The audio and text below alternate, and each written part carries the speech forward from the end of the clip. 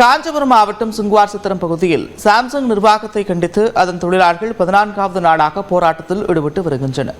இது தொடர்பான கூடுதல் விவரங்களோடு இணைக்கிறார் செய்தியாளர் சந்திரசேகர். விவரங்கள்.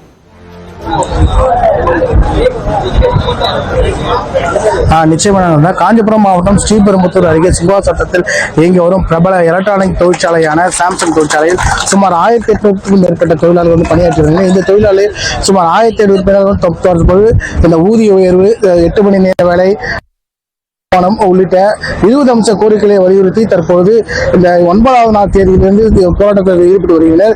இந்நிலையில் இன்று 14வது நாளாக போராட்டத்தில் ஈடுபடும் நிலையில் தொழிற்சாலை நிர்வாகம் இந்த போராட்டத்தில் ஈடுபட்டு வரும் தொழிலாளர்களுக்கு இன்றுடன் பணிக்கு திரும்பவில்லை என்றால் அவருடைய அடையாள அட்டை முடக்கப்படும் எனவும், ஏற்கனவே அவர்களுக்கு ஊதியமானது 8 நாள் பிடிக்கப்படும் எனவும், அவர்களுக்கு தீபாவளி போனஸ் முற்றிலுமாக தவிர்க்கப்படுவது என்ற உள்ளிட்ட 3 கோரிக்கைகளை வலியுறுத்தி அவர் தொழிலாளர்களுக்கு நோட்டீஸ் அனுப்பிய நிலையில் இன்று அந்த தொழிற்சாலை நிர்வாகத்தின் மீறியும் தற்போது போராட்டமானது ஈடுபட்டு வருகிறது. 14வது போராட்டம் சத்திரம் அந்த தொழிற்சாலை அருகே உள்ள எத்தூர் பகுதியில் ஒரு பந்தல் அமைத்து 1000க்கும் மேற்பட்ட தொழிலாளர்கள் தொழிற்சாலை நிர்வாகத்தை கண்டித்து தற்போது போராட்டத்தில் ஈடுபட்டு வருகிறார்கள். இந்த தொழிற்சாலை முழுவதும் பலத்த போலீஸ் பாதுகாப்பு போடப்பட்டுள்ளது.